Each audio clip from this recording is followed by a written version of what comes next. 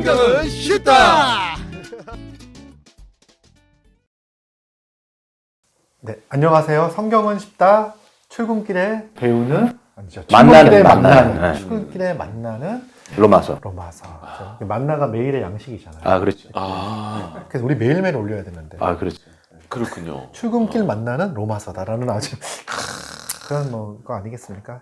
자, 오늘은 그 로마서 1장 4절에 나와 있는 이 말씀 아주 중요한 말씀이죠. 이제 그 예수님이 누구냐라고 이야기했을 때 3절에서는 그가 다윗의 혈통이다. 육신으로 다윗의 혈통이다.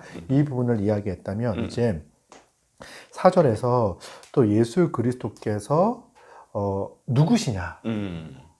이 부분을 또 다시 한번 다른 각도의 다른 측면에서 설명을 하고 있어요. 예수님 누구시냐? 성결의 영으로는 죽은 자들 가운데서 부활하사 능력으로 하나님의 아들로 선포되셨다. 결국은 이제 2절부터 보면은 복음은 하나님의 아들에 대한 내용이고 그가 하나님의 아들이라는 것을 우리가 어떻게 확신할 수 있느냐. 네. 저도 막 주장할 수 있잖아요. 내가 하나님의 아들이다. 그래, 주장할 수 있는데 그렇게 안 보여요. 근데. 안 보여요? 이렇게 봐도 저렇게 봐도 안 안 보여요. 보여요? 네. 이찬 목사님은 네, 아니지만, 아니, 네. 예, 뭐 우리 많은 그쵸 재림 예수가 있고 그런 시대니까 그런 분들이 많이 계시죠. 저는 안 하도록 하겠습니다. 자, 그런데 그가 하나님의 아들이라는 사실을 어떻게 이제 우리가 알 수 있느냐. 예수님이 하나님의 아들이라는 것. 그걸 바로 부활을 통하여서 알 수 있다라는 내용인 것 같아요. 네. 자, 그러면 우리 한번 천천히 4절을 한번 살펴보죠. 자, 일단 우리가 이제 알고 있는 것은 예수님께서 부활하셨다는 사실을 믿고 있죠. 예, 그렇죠. 네. 이 3절과 4절을 좀 이렇게 이어서 많이들 보시잖아요. 그렇죠. 그럴 때 3절을 예수님의 육, 인성은 또 4절은 예수님의 영은, 그의 신성은 뭐 이런 식으로 구분하는 그런 것들도 많이 이렇게 하신 것 같아요. 그런데 제가 생각할 때는 그거보다는 3절이 예수님이 이 땅에서 공생애, 인간으로 사셨을 때 그때 그가 다윗의 혈통으로 또 다윗에게 그 다윗 이 언약에서 말했던 그 하나님 나라를 영원한 하나님 나라의 왕으로 세워질 그런 인간으로서 이 땅에서 사셨다면 이제 그가 죽고 그리고 부활하셨을 때 온 세상에 하나님의 아들 또 하나님 되심으로 선포되셨다, 인정되셨다 이렇게 좀 보는 게 좋지 않겠는가. 결국은 이제 3절, 4절을 보면 같은 맥인 것 같아요. 그러니까 뭔가 분리시켜 얘기하는 게 아니라 처음부터 그분은 다윗의 혈통으로 오셨고 이게 우리가 지난 시간에 설명했듯이 그가 이제 하나님 나라의 왕으로서 이 땅에 오신 것을 설명하고 있다면 이것이 어떻게 우리 가운데 예수님이 하나님 나라의 왕인지 하나님의 아들인지 알게 되냐면 성령으로 성결의 영으로 그렇게 죽은 자 가운데서 부활하사 이제 능력으로 하나님의 아들로 선포되어진 것이다. 이렇게 이제 이해하는 게 같은 맥에서 이해를 하자. 이렇게 이제 말하는 바입니다. 네. 네, 이렇게 보면 이 성경이 예수님이 성령으로 부활하셨다라기보다 하나님이 성령으로 그를 살리셨다. 이렇게 많이들 표현을 하고요. 여기도 하나님의 아들로 선포되셨다 이렇게 표현이 되잖아요. 그러니까 지금 이게 하나님이 하시는 일이고 하나님이 하나님께 순종하여 죽으신 이분을 성령을 통해서 죽은 자 가운데 살리셨고 이게 의미하는 것이 뭐냐? 하나님이 그를 하나님의 아들이라고 봐라. 그가 나에게 순종하는 내가 사랑하는 나의 아들이고 너희 모두가 주로 섬길리다라고 하나님이 그를 높이 올리시고 또 만유 가운데 그렇게 드러내신 사건이다. 이렇게 사절이 말하고 있다고 보는 거죠. 네. 그러면 이제 내용은 이제 어렵지가 않아요.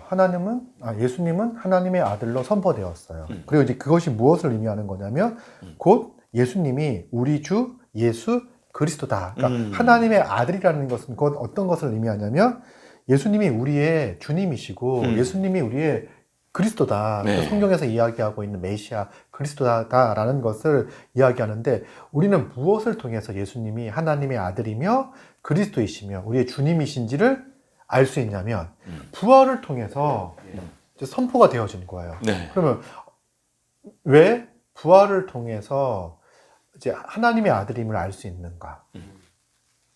네. 보면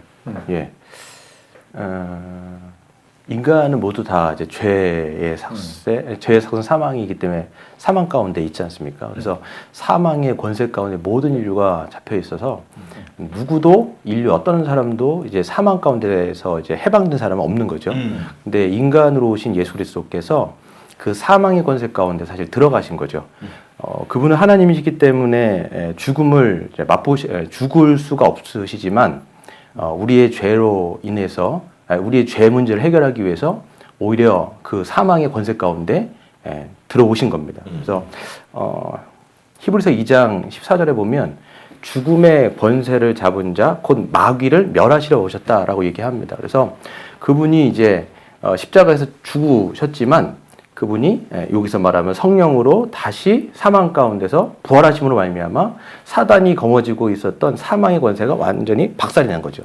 그래서 그 원시복음으로 말하면 사단의 머리가 밟혀지게 된 거예요. 그래서 그 사망의 권세 가운데 있는 자들을 다 끄집어 내신 사건, 이것을 우리가 구원이라고 얘기하고, 그렇기 때문에 믿음으로 구원받은 자들의 주와 그리스도가 되신다라고 얘기할 수도 있을 것 같습니다. 네. 있습니다. 예. 네. 있어요. 네. 확신이 많이 없나 봐요. 아니요. 아니에요? 네. 그렇습니다. 이제 실제로도 보면은 예수 그리스도의 부활 이후로 이제 수많은 자들이 예수님이 하나님의 아들이라는 것을 이제 확신하게 되죠. 제자들 또한 사실은 이제 언제 예수님을 하나님의 아들로 이렇게 인정하고 주로 고백하냐면 사실 베드로가 언제였죠? 그때 이제 막 이렇게 아니야. 고기 막 잡고 막. 아니 그때 말고 길 가다가 이제 예수님이 뒤돌아보면서 사람들이 나를 누구라 하느냐, 너는 나를 누구라 하느냐라고 했을 때 분명히 예수님을 주는 그리스도이십니다 고백을 했지만 결국은 이제 도망가고 이제 뭐죠? 세 번 부인하고 이런 이제 떠나는 이런 일들이 벌어지죠. 근데 언제 그가 진실되게 예수님이 하나님의 아들임을 믿고 주님으로 인정하고 그의 인생을 주께 의탁하게 되었냐면 부활하신 예수님을 만나고 나서. 그렇죠. 그래서 우리가 이제 약간 오해는 아닌데 많이들 이제 제자들이 성령 받고 확 뒤집어졌다 이렇게 생각하는데 사실 그 시점이 아니라 예수 그리스도의 부활을 확인한 시점이 사실 그 제자들이 완전히 이제 돌아서게 되는 거죠. 그래서 그쵸. 아, 부활이 있구나, 내세가 있구나, 사망의 권세가 깨졌구나, 이것을 통해서 우리가 사실 이 육신의 이 생명이 죽는다 할지라도 예수 그리스도를 믿는 자는 그 부활의 영생 가운데 참여한다라는 것을 믿었기 때문에 그들이 이제 바뀌었다라고 우리는 볼 수 있을 것 같습니다. 예. 예, 그러니까 부활하신 예수님을 만날 때 그 인생이 완전히 바뀌었다. 그들의 인생이 그 이유는 뭐냐면 이 부활을 통해서 선포가 되어진 거죠. 분명하게, 명확하게, 확실하게 예수님이 하나님의 아들이라는 사실이 선포되어지고 그들은 알 수 있었다는 거죠. 자, 정말 이렇게 우리가 사절을 통해서도 아주 중요한 이야기를 한 것 같아요. 예. 자, 우리는 이 말씀을 통해서 예수 그리스도가 하나님의 아들로 선포되어졌고 이제 우리는 예수님을 주님으로 또 그리스도로 믿으며 살아갑니다. 이 진리를 가지고 한번 적용하면 좋을 것 같습니다. 이제 어떻게 적용할 수 있을지. 이 부활하신 예수 그리스도를 믿는 자는 영원한 생명을 사는 거잖아요. 그렇기 때문에 우리가 예수 그리스도를 믿을 때 하나님께서 성령을 통해서 예수 그리스도를 살리신 것처럼 또 하나님이 아담을 지으시고 생기를 불어넣으셔서 생명으로 만드신 것처럼 우리가 예수를 믿을 때 우리 안에 성령을 통해서 이제 예수의 생명을 얻게 된다. 예수의 생명을 얻게 된 자는 예수 그리스도를 주와 그리스도로 고백하면서 그 생명 가운데 걸어가게 된다라는 게 좀 적용이 되네요. 예. 네, 감사합니다. 예. 네. 또 저도 좀 이렇게 생각을 해보면 이렇게 사실 아까 한기사 목사님도 좀 얘기해 주셨지만 그분은 죽으실 필요가 없는 하나님이셨는데 바로 이 죽음을 깨트리고 죽음의 권세를 이기고 그렇게 생명의 길을 보이시기 위해서 인간이 되시고 죽고 그리고 하나님이 보내시는 성령으로 부활하심으로 이제 그런 삶을 사신 거잖아요. 그럴 때 우리가 이제 육신으로 죽는 것뿐만 아니라 여전히 죄와 사망 또 사탄의 세력이 있는 이 세상 가운데 살아가는데 이런 주를 힘입고 또 주를 믿는 자들에게 주시는 성령을 힘입을 때 우리도 능력으로 이 땅 가운데 어떤 사람들은 여전히 죄, 사망 또 사탄의 그 권세 아래서 고통 가운데 살지만 우리가 그 가운데서도 생명으로 또 능력으로 또 거룩함으로 살아갈 수 있겠다.